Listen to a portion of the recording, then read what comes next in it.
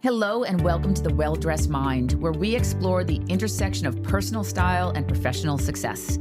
I'm your host, Lindsay Nicholas. In this series, we'll have honest conversations with accomplished individuals, leaders, creatives, entrepreneurs about how they've built their lives, their careers, and their identities.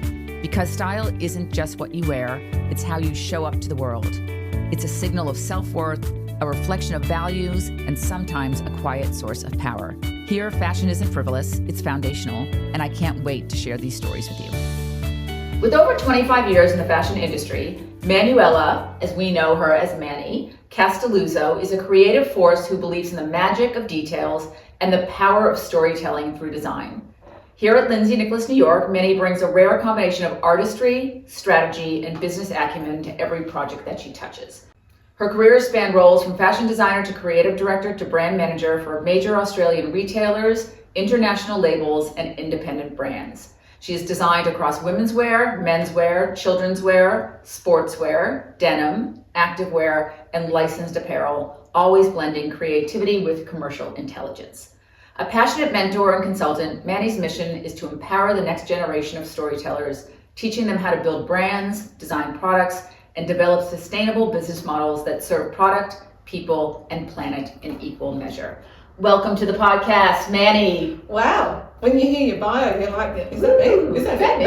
Fabulous. So just so people know, so you have this amazing business that you run, and you also are our resident in-house designer and our stylist within the store. So Manny and I very collaboratively work on design projects for Lindsay Nicholas New York. So just in the spirit of disclosure there. So you've spent 25 years in the fashion industry, from designing collections, leading global teams, and how's your understanding of creativity evolved through that journey? Well, I think when I think of creativity, it's just, it's something innate. So creativity can be anything. It can be beautiful clothing, it can be artwork.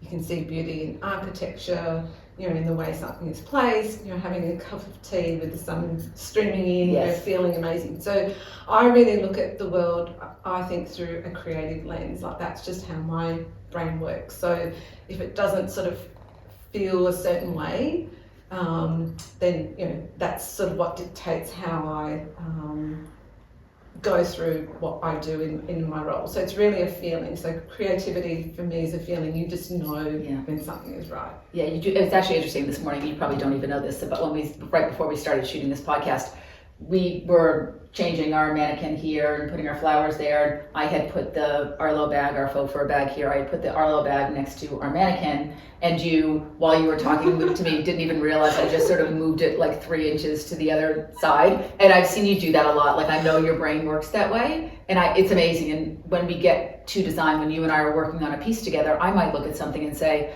gosh, there's something about this collar that's not working for me, and I wish it was a little bit more like this or like this. And you actually can put the words, behind that to make it exactly what we want. Where did you get that skill? Do you even realize that you're doing it, or is it just so innate in who you are? I think, even when you point that out, it sort of makes me realize, but I think it's just going even back to, I was thinking about, the questions and just thinking about myself and my journey. And I think it goes back to my childhood, because I looked at photos of myself, and it was always, this is the Well-Dressed Mind podcast. I was always well dressed. So I know photos were not disposable when we were growing up. It was taking that, film photo. So you wanted to make those, 12, 24, images. Absolutely. Last. Yes. So I think looking, back at that, it was always well dressed. And I think, why did that happen? And because, I grew up, my mum is a seamstress, so it was childhood years, in our spare room where my mum had rolls of fabric, those patterns she'd be cutting, there'd be clothes being made. My nonna, Italian background, she'd be there helping. So I think I was always surrounded by, it was mainly women. They would, coming in, getting special dresses made. My mum would make that Mummy and Me sort of look. I love that. My mom did that. My mom would dress us. We would be matching. I love that. I love the Mommy and Me thing. So that uniqueness, and I always look back at those photos, and it was always a look even though it was a different era, but there was a little bag, there might have been a flower in the hair. So I think because my mum has that creative background as well, so I think that's sort of what I've been surrounded with, and it's really, innately sort of made me who I am just through that very organic journey of creativity and making clothes and seeing women stand in the mirror, and it is that feeling, going back to that feeling, and that's what I think clothing does. It evokes a feeling, and it's not just getting dressed. For me, it's really about, it's a look.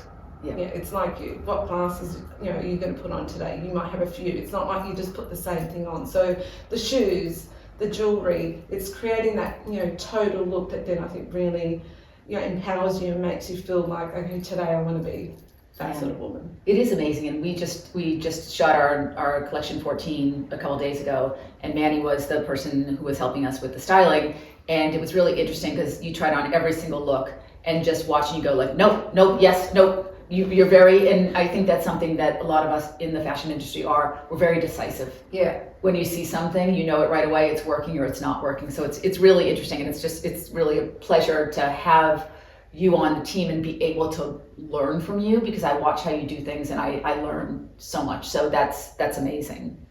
So you've designed a wide range of categories like activewear, luxury apparel. What's the common thread that you really see that runs through great design? So regardless of the price point, regardless of what category it's in, what is that common thread that runs through? Well, or is there a common thread, I guess, is another question. I think for me it's detail. It's the detail that sets you apart, and whether it's something from the high street or from something in luxury, it's when you look at those finer details. I think that's what gives it that point of difference. So I think if you're going to as a designer or a brand, if you're going to bring something into the into this world, like, why am I going to buy that piece? So I think that also goes back to understanding the person, like what are their needs, what are their wants, how do you want them to to feel when they wear the product. And I think it's those design details that really become sort of quite iconic in a piece. Do you know what I mean? Like, it's like you were known for whether it's fit. I know Lindsay Nicholas, it's all about fabric. I've had the privilege of also working in the store because I wanted to understand the customer. What is she actually looking for? So understanding the customer as a designer is key, because I always say, like, design is really creating a solution for a pain point, whether it be clothing or anything else. So everyone that walks in here, the first thing they say is like, oh my god, the fabric's amazing. And I love it luxury. When someone comes in and they turn a piece inside out, or they look at the lining, I'm like, that's our client. And it reminds me a lot of, and I'm like you, I actually love being in the store. I love getting that feedback one-on-one from the client. And I look at great designers like Michael Kors as someone who I really, really, really admire. And I know he still loves going out to his trunk shows, because there's nothing better than getting that feedback. And it's hearing it from the client's mouth. I think there's nothing more important than that. I agree. And it's like the photo shoot that we did. We had an amazing model, and when she we've been working with these clothes, refining, getting the fit right, looking at those little details. I remember you said to me, even this jacket, I love how you just put that little curve on the cuff. So, and then you see it come to life, and that is the magic. So I think whether it's at a shoot or when someone comes out of that change room and you see the way they're transformed, absolutely, that's great design. Yeah, absolutely. I completely agree with you. So one of your biggest passions is mentoring. So outside of having your business that you run, you also work for a creative consultancy in addition to your own business, where you mentor up and coming designers. What's that process like, and how do you guide them? Because it's obviously a very difficult industry, and you have to have immense passion. You really do. It sounds a little bit cliche, but you need immense passion and a little bit of money, I'll tell you. But how do you guide people through that process rather? Well, I think my greatest joy is giving back. I think that's why I really love mentoring. Like, the fashion industry for a long time is quite closed. Like, while we say that we're opening and pulling back the curtains now, like, there's a lot of things that people don't like to disclose. It's it's their sort of special talent that they sort of keep in their back pocket. So I think being a mentor, where I feel like I can pay it forward, like I can share my personal experience, my knowledge, to help them, because a lot of startups may not have studied fashion, so they're really going into it in a fast track way. So they're not going to have all that knowledge, like you said, when you just see something and you know if it's right or if it's wrong. So that really brings me joy, and I think I really want to give that reality sort of check also to the fashion industry. Okay. Like I think it's not about insta famous. As the saying goes, it takes 10 years to be an overnight success. And Absolutely. I think 10 years is when you can say you are a master at something. Because if you practice something over 10 years, you have refined that art. So I think, bringing that reality check, while not to deflate, but just, I always say you don't know what you don't know. If I came into your role and I have no idea, I'm not going to be a professional. I'm not going to really understand it. So I want to educate, those people to then give them that power and knowledge that they can confidently sort of go on the path that they're going. And mentoring allows you to, be there alongside them, whether it's short term or long term. But it is quite unique to, especially in the fashion industry, to have a fashion mentor that has industry experience to sort of guide you. So that's my feel good. Yeah, that's great. Job. And we'll put a link to that in the show notes. So if anybody wants to get a consulting session with you, we'll make sure that that's in the show notes so anyone can find you, because you really are, you really are a force to be reckoned with. I have to say, having worked with you very, very closely. You always talk about how every brand should tell a story, and we have as teams, we have WhatsApp groups and everything, and Manny's always popping in with storytelling. So how do you help founders and teams translate their ideas into a visual language and take that through the product, through the presentation? Well, I think it's not just product. You have to have a story. So it's like, I know, again, the example being here in store, and they'll say, oh, what's Lindsay Nicholas New York? And then I love to say, well, Lindsay is a person. I give them your story about New York, and that already, based on, you've got amazing sort of imagery of New York, it sort of then transports you to this other place, and it's like, oh wow. So without them even looking at the clothes, they already sort of get a taste. So I think that's where storytelling is important. It's like if you said to me, oh, hi, I'm Lindsay. It's very flat. You're not really telling me anything. So I think engaging in that story about who you are, why you're here, coming to Melbourne, starting off made in Melbourne, all those things, then, you conjure up an image, that it is luxury. I always say it's affordable luxury. It's investment pieces that you will have in your wardrobe that you can then wear with other products, but each item is quite unique. There's a point to each piece. It's not like there's just lots of stuff in the store. It's like, why is that in this collection? And I think we've, not to bring it back to us, but I think we've baked it into our process as well. So I'll come up with something, you and I will talk about it, and you'll make it better, and then we'll bring it to the pattern maker and say, what would you do? Exactly. And then we bring it to the factory and say, what would you do? So I do love that collaborative approach. And as you mentioned, not a lot of designers do that. Like, I'm very happy to share my factories. I'm very happy to share that, because I think it's a high tide rises all boats. Exactly. And I really do believe that. Like, the more we help each other, and especially in this industry,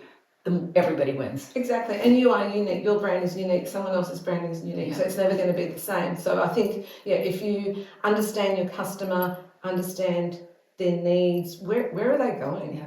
What do they need in their wardrobe? And then that's the storytelling. And then, with the product, you're able to then, create that journey for someone, and then, gives them a point of actually, trying something on, purchasing something, because it's much more than just a piece of clothing. Yeah, absolutely. And it changes the way you feel. Like, we we talk about it in our intro, but fashion is not frivolous. No. It is really like, getting up in the morning and like, who am I going to be today? Like, what am I wearing? What gives me power? Exactly. And I remember trying on the Freya pants in silk, and I said, this feels a bit naughty. It feels like I'm wearing like sexy lingerie, because the silk was so luxurious and tactile. And once you put it on, it wasn't just a pant. It just sort of made you feel like a certain way and gave you that confidence, and it just felt luxurious. So, that's the power of clothing, whether it be, again, something from the high street. If something, I always say, I wouldn't buy a $5 t-shirt if it didn't fit well. Yeah. So everything's got to fit and feel amazing, because then when you pull that out to create the look for the day, that's, you remember those things, and that's why then those pieces in your wardrobe, are special. And you don't need much. When you just buy beautiful pieces, you do not need a lot of clothes. Like, I find if I have too many things in my closet, I feel like I have nothing. Yeah. You give me, a full 2 fingers between each hanger, and I prefer more, but a full 2 fingers between each Yes, hanger. I I prefer a hand between each hanger. My closet's not that big. 2 fingers between each hanger, I feel like I can see the front and the back of the clothes. I feel like I can really actually see what's in my wardrobe, and then I wear it. No, that's so true. And I'm going through a next chapter of my life, so I've had to clean up. I realised I had 3 decades of clothing. So Wow. being in the fashion industry, so had the privilege of traveling. When traveling, when you couldn't buy things online, you had to go on an overseas trip. So things from 90s, noughties, even back to 80s. I found stuff from the first company that I worked for. Wow.